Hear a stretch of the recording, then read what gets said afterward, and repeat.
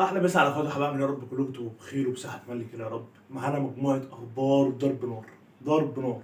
اخبار تخص نادي الاهلي، واخبار تخص نادي الزمالك، واخبار جديده وحصري، واخبار بجد هتهمكم جدا. خليك معانا لغايه النهايه ويلا بينا على الفيديو.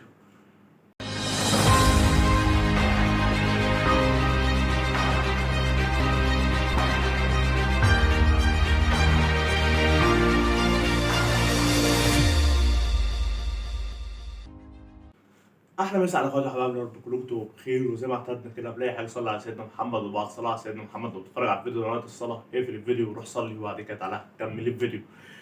خلينا نبدا كده اخبارنا سريعا على طول، عشان في اخبار بجد هتفرح كل الجماهير الزملكاويه، والاخبار التانيه هتزعل جماهير النادي الاهلي، وبرضه فيهم خبر هيفرحهم. فخلينا نبدا كده على طول ونقول بسم الله. اول خبر نبدا بيه عزل مرتضى منصور. عزل مرتضى منصور يا حبيب قلبي، افرح يا عم. ده انا امبارح عرفت الخبر، انا كنت طاير من الفرحه. ياه ياه، اشكرك يا رب، اشكرك برحمتك يا رب، والله برحمتك يا رب، برحمتك علينا. الحمد لله. عزل مرتضى منصور، يا لهوي، عزل مرتضى منصور من مجلسه بسبب القضيه اللي كانت عليه، اللي هو الحبس الشهر اللي كانت بتاعت الخطيب، سب الخطيب ده اتحبسها واتعزل مرتضى منصور. تاني حاجه، يسمح لمرتضى منصور ان هو يعمل قضيه طعن، يطعن في الخبر، يطعن قصدي في القرار. هو من حقه ان هو يطعن في القرار والكلام ده، اللي هو يتظلم، يعملوا يشوفوا يراجعوا تاني وياخدوا قرار من التاني والكلام دوت. ورد مرتضى منصور بقى يا جدعان على اللي حصل ده. رد مرتضى منصور كان ايه؟ بص، الراجل بريء، خد بالك الراجل بريء. انا مش هطلع ارد دلوقتي، ده رد هو، انا هقول لك هو. انا مش هطلع ارد دلوقتي. احنا عندنا ماتش مهمه، احنا مش عارف ايه، احنا عندنا داخلين شهر 5 على ماتش سوبر مهم، احنا عندنا ماتش قصاد المقاولين العرب مهم، ولو ماتش للمدير الفني. عادة ده كله ده صح. طول ما انت خايف على النادي ما كنتش تعك النادي من الاول. طول ما انت خايف على النادي ما كنتش تعك النادي من الاول. ليه يا طاده؟ ليه يا حبيب قلبي؟ احسن ان انت مشيت خايف على النادي، جاي تعمل اللي انت خايف على النادي في اخر حاجه. تيجي على الله. كان الرد اللي هو مش هيطلع يرد دلوقتي، وهو بستني بس نادي الزمالك الظروف فيه تهدى شويه، بعد كده يطلع يرد. بس. ويوم التلات النهارده اجازه، فالاداره اللي تيجي تطلع منطقه والكلام ده مش هيجوا النهارده الاثنين ولا ايه. يوم التلات ان شاء الله، ان شاء الله لجنه الضبط والاحكام ديت هي اللي ان شاء الله تطلعوا مرتضى منصور لغايه ما يطلع ان شاء الله يوم التلات من نادي الزمالك. خلاص هو وجب خلاص ان هو يمشي، وبعد ما يمشي بقى لو عايز يطعن في الخبر، قصدي يطعن في القرار، يطعن. فان شاء الله يوم التلات النادي هيكون بدون مرتضى منصور ولا اي حاجه.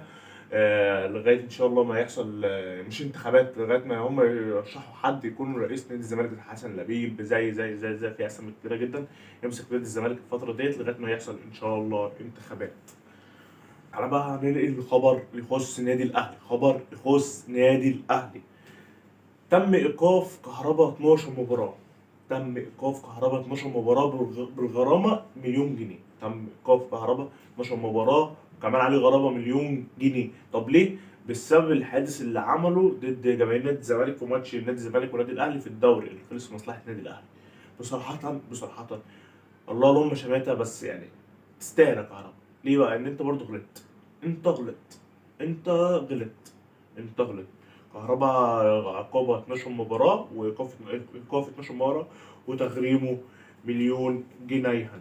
نادي الاهلي حذروه من عدم دخول جماهيره لمده الموسم كامله، وتغريمه 200,000 جنيه. يعني هو اتغرم 200,000 جنيه حتى النادي الاهلي. خلاص نادي الاهلي متغرم 200,000 جنيه.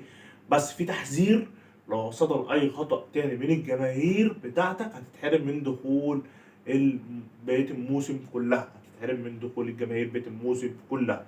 فنادي الاهلي لازم تلتزم وما تشتمش، ما تعملش اخطاء، عشان ما تتمنعش من دخول الاستاد تاني. الاهلي بقى له 8 تفسيرات عن سبب العقوبات دي. يعني انت عاقبتني بتغريم كهرباء 12 مباراه، ايقافه 12 مباراه، وتغريمه مليون جنيه، وتغريم انا مليون 200,000 جنيه، وممكن جماهير ما تحضرليش بقيه الموسم. طب انا عايز افهم ايه بقى؟ النادي الاهلي له 8 نقط عايز يفهمها، يعني له 3 اسئله وعايز حد يرد عليه في الثلاث اسئله دول. واحد، كيف تصدر عقوبه كيف تصدر عقوبة بعد ما عدت على الواقعة ديت حوالي شهور كتير؟ يعني عدت على الواقع عدت شهور كتير. ازاي بقى انت جاي تطلع عقوبه على واقع عدت عليها شهور كتير؟ دي اول نقطه، خليك مركز معانا. دي نقطه رقم واحد. رقم اتنين، تم الكشف على الفيديو اللي هو بيقولوا الكهرباء سب فيه الجماهير. هل تم الكشف ده للناس اللي كشفت الفيديو ده ناس مخصصين في تحليلات الفيديو؟ ناس مخصصين؟ ده تاني سؤال النادي الاهلي. اللي كشفوا الفيديو ده هل ناس مخصصه؟ ناس مخصصه في النقطه دي، في نقطه تحليل الفيديوهات. دي نقطه اتنين. تلاته، ما ينفعش اللائحه تجمع بين العقوبه والغرامه. يعني مثلا الكهرباء يا اما ياخد عقوبه يا اما ياخد غرامه، ما ينفعش ان ياخد دولت وياخد دولت الاثنين مره واحده. فالنادي الاهلي عايز يفهم ازاي انت خليت كهرباء ياخد غرامه وعقوبه اللي هو يقف 12 مباراه وفي نفس الوقت هيدفع مليون جنيه. النادي الاهلي عايز يفهم برضو النقطه دي. واربعه، ما برضو النادي الاهلي عايز يفهم ما هي اللائحه اللي تدل ان انت تعاقب باللاعب 12 مباراه. اللي هي اللائحه اللي انت تدل تعاقب اللاعب 12 مباراة وغريقه تغريمته مليون جنيه. ما هي اللائحة دي؟ دي السؤال، ده السؤال رقم 4 من النادي الأهلي. رقم 5، النادي الأهلي ما يفهمش لغاية دلوقتي ليه القرار ده ما نزلش في بيان رسمي لقصاد الجميع وواضح للجميع؟ ليه راح للنادي الأهلي كده على طول؟ ليه ما نزلش في بيان رسمي وواضح للجميع؟ النادي الأهلي برضه عايز يفهم النقطة دي. دي خامس سؤال النادي الأهلي بيسأله. سيف يتم تعقيب عقوبة يعني السؤال رقم 6، ازاي يتم عقوبة رئيس نادي الزمالك مع انه كان المفروض ما يمسكش رئيس نادي الزمالك؟ هو المفروض كان يخرج من نادي الزمالك من الحبس ما يمسكش رئيس نادي الزمالك، بس لا هو رجع ومسك والكلام ده. سيف ازاي يتم العقوبة عليه؟ يعني هتحط عقوبة عليه ايه؟ يعني ايه العقوبة اللي انت هتطبقوها على مرتضى منصور؟ ده السؤال رقم 6 النادي الاهلي بيسأله. رقم 7، الاهلي حسام معترض على الاختيار اللجنة اختار لجنة الانضباط. النادي الأهلي معترض على اختيار لجنة الانضباط. لجنة الانضباط بتختار من ناحية لائحة جماعية، مش من اتحاد الكورة ذات نفسه. فالنادي الأهلي أساسا معترض على اختيار اللائحة لائحة الانضباط. النادي الأهلي لجنة الانضباط ولا إيه؟ النادي الأهلي أساسا معترض عليها. ده رقم 7 من النادي الأهلي، إن هو أساسا معترض على لجنة الانضباط. النادي الأهلي أساسا معترض على لجنة الانضباط. ماشي. رقم 8، لماذا لائحة الانضباط بصت على الشكوى ديت وما بصتش على الشكوات اللي انا عاملها؟ النادي الاهلي بيقول انا عامل كذا شكوى ومقدم كذا شكوى وفي شكاوى كتيره ومهمه انا مقدمها. انت ليه سبت كل ده وبصيت على الشكوى اللي ضد دي؟ يعني ليه ركزت في الشكوى اللي ضد دي وما ركزتش في الشكوات اللي انا مقدمها لك؟ النادي الاهلي برضه عايز يفهم التفسير للنقطه دي. ودولت الثمان نقط النادي الاهلي كان عايز يفهمهم. خلينا ننقل تاني وركز معانا. خلينا ننقل تاني لاخبار نادي الزمالك. في خبر نادي الزمالك ده انا بصراحه حبيته شويه، وهو ان اول طلب من اسويرو لغايه دلوقتي لسه ما عرفتش اسمه، فاقول اخوان جد اخوان. اول 3 طلبات من جد اخوان هو تقرير شامل عن المطوشه اللي اتلعبت في افريقيا، دوري المجموعات بتاع افريقيا لنادي الزمالك. تقرير شامل يجيبوا له تسجيلات كل المطوشه تجيله هيتفرج عليها كلها. ماتش الرجاء رايح جاي، ماتش الشباب بالذات رايح جاي، ماتش المريخ رايح جاي، الماتش ده رايح جاي، الماتش ده ايه، عايز كل المطوشه تبقى على مكتبه. تمام. تاني قرار اللي هو تغيير موعد التدريبات، هيخليها الساعة 9 بعد الفطار على طول في تدريبات.